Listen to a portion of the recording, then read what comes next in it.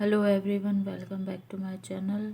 Today is your second class of fashion designing and आज मैं सिर्फ बेसिक नॉलेज दूंगी जिसमें हम जो कपड़े होते हैं हमारे उसको किस तरीके से कटिंग या ड्राफ्टिंग की जाती है उन पे ये मैं छोटी सी नॉलेज दूंगी इसके बारे में। जो मैंने ये ड्रॉ करा है ये समझ लीजिए हमारा कपड़ा है।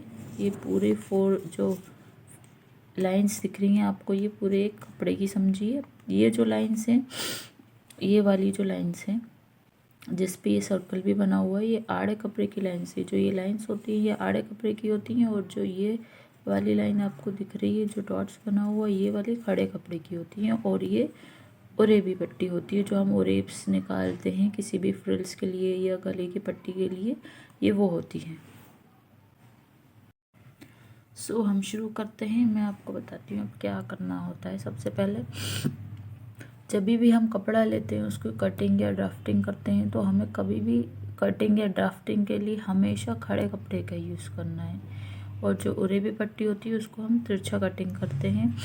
अगर आप फ्रंट में या आपने कुर्ती कट करा है या कुछ भी कट करा है अगर उसका फ्रंट पार्ट अगर आपने आड़े में काटा है तो उसका बैक पार्ट भी हमें क्या करना होगा, आड़े में ही काटना होगा। क्योंकि इससे ये होगा कि आड़े कपड़े में हम जो करते हैं उसमें ओरेप्स होता है, मतलब वो स्ट्रेच होता है, और जो हम खड़े कपड़े में करते हैं वो स्ट्रेच नहीं होता है। सो इसलिए जिस साइड से आप जिस तरीके से जिस कपड़े धागे की तरफ से आप वो करें कटिंग या ड्राफ्टिंग उस पर वहीं पे स्टिचिंग बैक भी उसी का ही यूज़ करें ताकि डिफरेंस ना आए। क्योंकि जब हम स्टिचिंग करते हैं तो लेबलिंग में एक कपड़ा स्ट्रेच हो जाता है और दूसरा कपड़ा स्ट्रेच नहीं होता है, इसलिए हमेशा सेम साइड से यूज़ करने चाहिए। अगर हम आड़ा कपड़ा यूज़ कर रहे हैं तो हमें आड़ा ही बैक का भी और फ्रंट का दोनों का लेना है। अगर हम खड़ा एक कपड़ा यूज़ कर रहे हैं तो दोनों का खड़ा ही लेना है। वैसे विड्थ के लिए हम आड़ा कपड़ा लेते हैं और लेंथ के लिए हम खड़ा कपड़ा ही लेते हैं। सो ये सिंपली मैंने एक्सप्लेन कर दिया है कि हमें किस साइड से कौन सा कपड़ा लेना चाहिए, लेंथ के लिए हमें क्या लेना चाहिए और विड्थ के लिए हमें क्या लेना चाहिए। और अगर हम फ्रिल्स या गले की पट्टी वगैरह में जो यूज़ करते हैं वो ओरेब्स कैसे लेना चाहिए। ये ओरेब्स यहाँ लाइन इसलिए ऐसे हैं क्योंकि ये हमारा क्लॉथ है। इस तरीके से हमारा क्लॉथ लेते हैं, यहाँ से हम एक स्टार्ट करते हैं लाइन यहाँ पे और ये एक स्टार्ट करते हैं यहाँ पे, तो ये इस तरीके से हमारी उरे पट्टी कटती है। इसलिए ये लाइंस यहाँ पे ऐसी मैंने शो करी हैं क्योंकि ये ऐसे बन जाती हैं। ये देखिए आप, यहाँ से मैंने एक लाइन ड्रॉ करी, यहाँ से ड्रॉ करी और यहाँ से मैं कट कर लूँगी तो ये हमारा एक उरेब पट्टा हो जाएगा, यानी ये उरेब में कट जाएगा हमारा क्लॉथ। उसके बाद हम आते हैं जो ड्राफ्टिंग और स्टिचिंग में जो चीज़ें यूज़ होती हैं वो मैं अब बताऊँगी। नेक्स्ट जो है हमारा टॉपिक वो ये है कि स्टिचिंग में और ड्राफ्टिंग में किन किन चीज़ों का हमें यूज़ करना पड़ता है। फर्स्टली तो हमें बटर पेपर का यूज़ करना पड़ता है या ड्राफ्टिंग के लिए, या हम न्यूज़पेपर का यूज़ कर सकते हैं जिससे हम अपनी कुछ भी मार्किंग करना हो या किसी भी अगर हम डिज़ाइन दे रहे हैं किसी भी चीज़ पे तो उसको हम डिज़ाइनिंग पहले पेपर पे करते हैं ताकि कपड़ा हमारा ख़राब ना हो।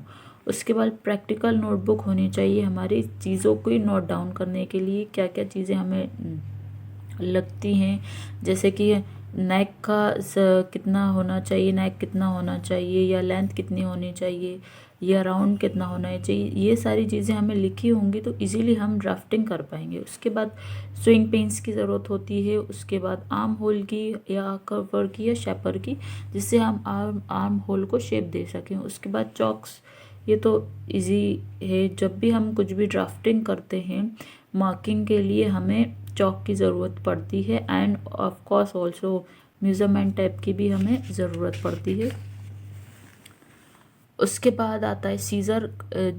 दो टाइप की सीज़र्स यूज़ होती हैं, एक तो क्लॉथ के लिए यूज़ होती है जिससे हम सिर्फ क्लॉथ्स की कटिंग करते हैं और दूसरी हमें पेपर कटिंग के लिए भी अलग ही एक सीज़र रखनी चाहिए जिससे हमारी सीज़र की नोक जो पॉइंट्स होता है जो शार्पनेस होती है वो ख़राब नहीं होती। उसके बाद रूलर चाहिए रहता है, थ्रेड कटर चाहिए रहता है। अब मैं रूलर्स बता देती हूँ किस किस कौन कौन से होते हैं। तो फ्रेंच कर्वर चाहिए रहता है जो 9 इंच वाला होता है, इंचेस वाला।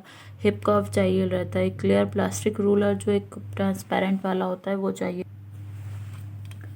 जैसे कि ये है, ऐसे ही ये आर्म होल वाला है, ऐसे ही सिंपल वाला भी आता है ट्रांसपेरेंटली, जो हमें इजीली मार्किंग के लिए हेल्प करता है। उसके बाद हमें चाहिए होता है पेंसिल्स चाहिए होते हैं, ब्लू कलर की पेंसिल या रेड कलर की पेंसिल्स। शार्पनर्स चाहिए होता है, pencil sharpener, sketch, tracing paper, roll चाहिए रहता है, ट्रेसिंग व्हील चाहिए रहता है जिससे हम ट्रेसिंग पेपर पे ट्रेस कर सकें अपने। स्टाइलिंग कर्वर चाहिए रहता है, एल स्क्वायर चाहिए रहता है। इरेजेबल कलर पेंसिल्स की ज़रूरत भी हमें पड़ती है, जिससे हम कुछ भी अगर लिख देते हैं, अगर वो गलत हो जाता है तो हम इरेज करके उसको करेक्ट कर सकें। काउंटर टेबल, स्टीम आयरन चाहिए रहता है। आयरन जो होती है स्टीम वाली बिल्कुल बहुत ज़्यादा अच्छी रहती है। उसके बाद लिक्विड बैग मार्कर चाहिए रहता है। देन उसके बाद हमारे आता है वेट्स चाहिए रहता है, जिसमें हम अपने जो पिंस होते हैं उनको उस पर प्लेस कर सकें। सीम रिपर चाहिए रहता है, अगर हमें कभी कुछ गलती हो गई और हमें उधेड़ना पड़ जाए तो सीम रिपर से हम उसको इजीली उधेड़ सकते हैं। एसोसिएट निडल्स चाहिए रहती हैं, जिस थ्रेड पे जिस टाइप के निडल्स होती हैं वो यूज़ चाहिए होती है, और थ्रेड बॉक्स चाहिए और रहता है हमको। सो ये रही आज की फर्स्ट क्लास। आपको कैसी लगी, आपको समझ में आया, नहीं समझ में आया, क्या प्रॉब्लम हुई, क्या कितना वो हुआ, प्लीज़ मुझे कमेंट करके बताएं और मेरे चैनल को सब्सक्राइब करें। उसके बाद बेल आइकन को भी प्रेस करें ताकि मेरी जो नेक्स्ट है टाइप्स ऑफ नीडल्स कौन कौन सी यूज़ होती हैं उस टॉपिक को मैं आपको क्लियर करने के लिए आपको नोटिफिकेशन पहुँचे। So thank you for watching, bye bye.